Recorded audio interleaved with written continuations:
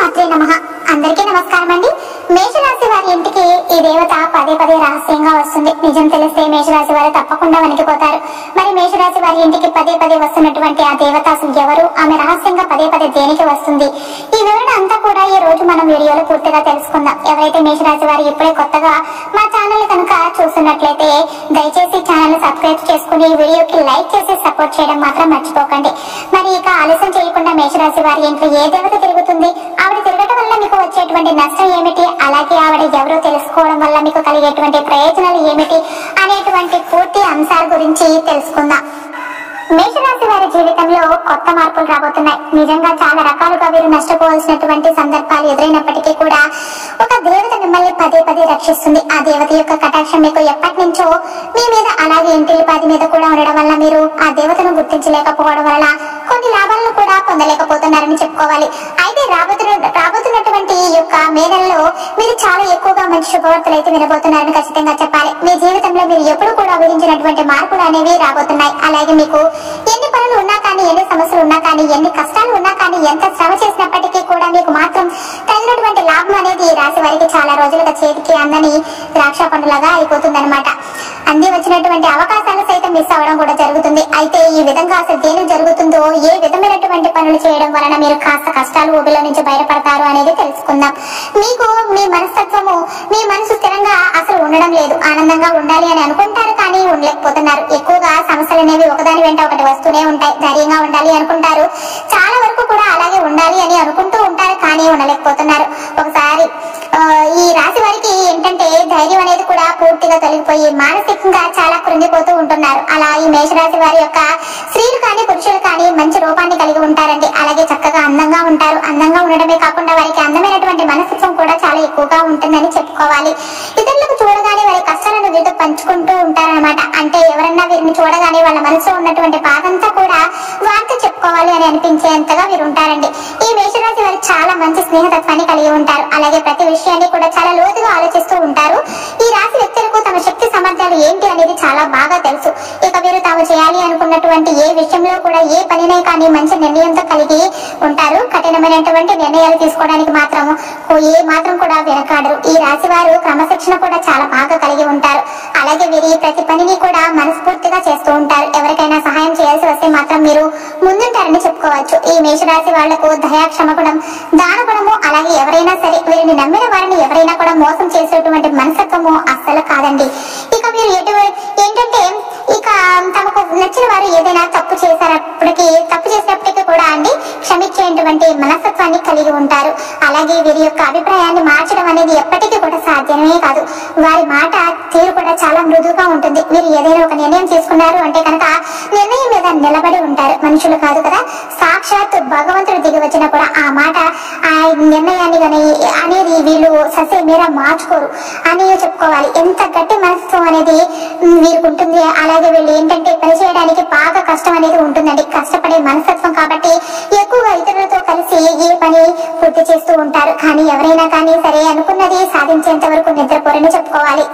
ఇక సాధించడానికి ఎంత కష్టమైనా కూడా అసలు వెనకాడరు. రాత్రి పగలు నిద్రపోకుండా ముందైతే వారు అనుకున్నటువంటి పని అయితే పూర్తి చేయాలని అనుకుంటారు. ఇక వీరిది చాలా గొప్ప మనస్తత్వాన్ని చెప్పుకుంటున్నాం కదా. ఈ మేషరాశిలో పుట్టిన వారికి సామాన్యంగా అంటే సహాయం కూడా ఎక్కువగానే ఉంటుంది. 12 రాశుల్లో సహనం, అలాగే సహాయ గుణం, దాన గుణం ఎక్కువగా ఉన్నటువంటి రాశి ఏదైనా ఉంది అంటే మాత్రం అది మేషరాశి వాళ్ళని చెప్పుకోవాలి. ఈ ఒక్క గుణం వలన వీళ్ళు ఏంటంటే చాలా ప్రత్యేకతను కూడా కలిగి ఉంటారు. అలాగే వీళ్ళు ఏంటంటే ఎన్ని కష్టాలు ఉన్నా కానీ వాటిని వదిలేసి పారిపోయేటువంటి మనస్తత్వం అయితే కాదండి. అలాంటి రకమైతే అసలు కానే కాదు. ఆ కష్టాలకు ఎదురుగా నిలబడి నువ్వా నేనా అని తెలుసుకునేటువంటి రకమైన మాట కాబట్టి వీళ్ళు స్నేహితులైనా అంటే గానీ, బంధువులైనా కానీ, కొంచెం పరిచయం ఉన్నటువంటి వ్యక్తులకైనా సరే వాళ్ళు కష్టాలు ఉన్నారని తెలిస్తే మాత్రం ధైర్యంగా వెన్నుపూసలాగా వారికి వెన్నంటే ఉండి వారికి కావలసినటువంటి అన్ని విషయాల్లో కూడా సహాయాన్ని అందిస్తారు. అలాగే ఇక వీళ్ళు ఏంటంటే ఎప్పుడైనా సరే ఒక చిన్న సహాయం చేస్తే వారిని జీవితాంతం గుర్తుపెట్టుకుంటారు. ఇక మేషరాశి వారికి ఎవరైనా సహాయం చేసే వాళ్ళని జీవితాంతం గుర్తు పెట్టుకుంటారని చెప్పుకున్నాం కదా. అలాగే మోసం చేయడం గురించి ఏదైనా అంటే మీరు కనుక మోసం చేశారని తెలుసుకుంటే ఎవరైనా కానీ అస్సలు వదిలిపెట్టండి. శిక్ష పడి వారికి నరకం చూపించేలాగా చేస్తారు. ఇలా స్నేహంగా ఉండే వారికి వీళ్ళను గౌరవించే వారి పట్ల ఎంతో విధేయత అనేది కలిగి ఉంటారు. మీకు అలాగే వీళ్ళ మనస్తత్వం ఎలా ఉంటుందంటే ఎదుటి వాళ్ళు మర్యాద ఇస్తే మర్యాదగా ఉంటారు. మంచి అలాగే చాలా ప్రశాంతంగా ఉంటారు. మాతృ స్వభావం కలిగి ఉంటారు. వీళ్ళ అదృష్టపు రంగు వచ్చేసరికి పసుపు అని చెప్పుకోవచ్చు. ఇక వీళ్ళకి బాగా కలిసి వచ్చేటువంటి వారం వచ్చేసి శుక్రవారం అండి. ఈ రాశి వారికి ఏంటంటే ఒక మధ్య వయసు వచ్చిన తర్వాత వీళ్ళ జీవితం అనేది చాలా అద్భుతంగా ఉంటుంది. అంటే వీళ్ళు అనుకున్నటువంటి వీరు ఊహించుకున్నటువంటి జీవితాన్ని వీరు ఏంటంటే ఒక మధ్య వయసుకు వచ్చిన తర్వాత చూడగలుగుతారు.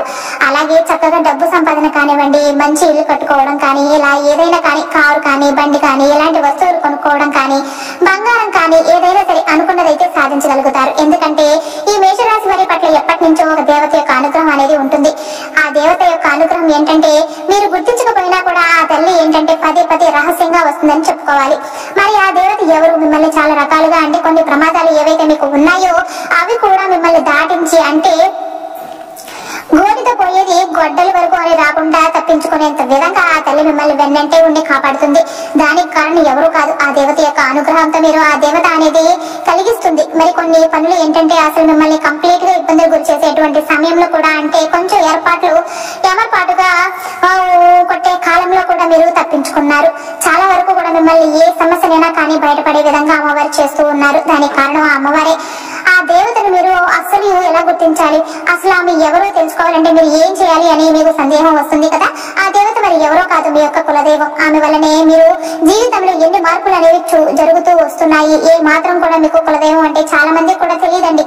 ఎవరైతే మీ ఇంట్లో పెద్దవాళ్ళు ఉంటారో చాలా చక్కగా అంటే ఎక్కడైనా దూరంగా ఉన్న వాళ్ళు ఇంట్లో లేకపోతే ఒకవేళ బంధువుల్లో కానీ ఇలా ఎవరైనా కానీ తెలిసిన వారి గురించి కులదైవం గురించి అడగండి, చెప్తారు. కులదైవానికి సంబంధించినటువంటి ఒక దేవత అయితే ఉంటుంది. ఆ దేవత గురించి మీరు ఖచ్చితంగా తెలుసుకోవాలి. కాబట్టి ఈ రోజుల్లో ప్రతి ఒక్కరు కూడా ఏంటంటే సిటీస్ లో చాలా దూరంగా ఉండటం వల్ల ఇవన్నీ కూడా పట్టించుకోవట్లేదు. కానీ మీరు ఇవన్నీ ఎప్పుడైతే పట్టించుకుంటారో అది మీకు బాగా కలిసి వస్తుంది తెలుసుకోవాలి.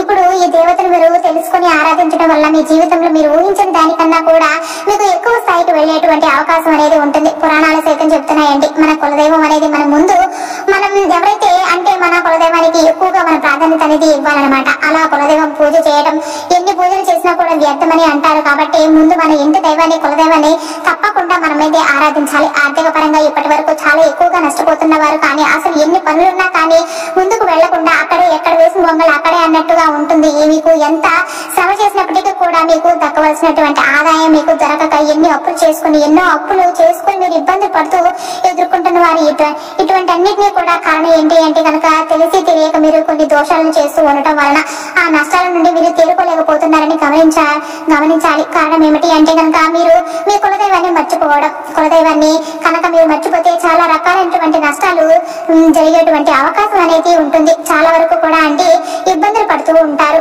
అలాగే మనకు తెలియకుండా మనకు అసలు ఏం జరుగుతుందో కూడా అర్థం కానటువంటి కొన్ని సిచ్యువేషన్ లో కూడా మనకు ఎదురు పడుతూ ఉంటాయి. కాబట్టి మీ పెద్దవారిని ముఖ్యంగా అడిగి తెలుసుకోండి.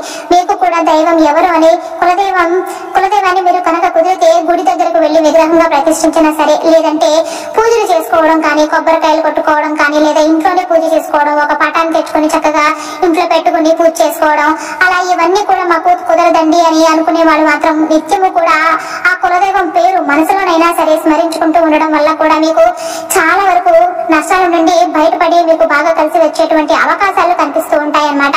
అలా చేయడం వల్ల మీకు ఆ దేవత యొక్క కటాక్షం అనేది మరింత బాగా పెరుగుతుంది. అలాగే మీరు ఎక్కడ చేయవలసినటువంటి పనులు ఎక్కడెక్కడో అంటే చేయలేకపోతున్నామని బాధపడిన వారండి, అవసరం లేదండి. ఆ తల్లి కటాక్షం వల్ల మీ పనులు మీరు చక్కగా సజావుగా చేసుకోగలుగుతారన్నమాట.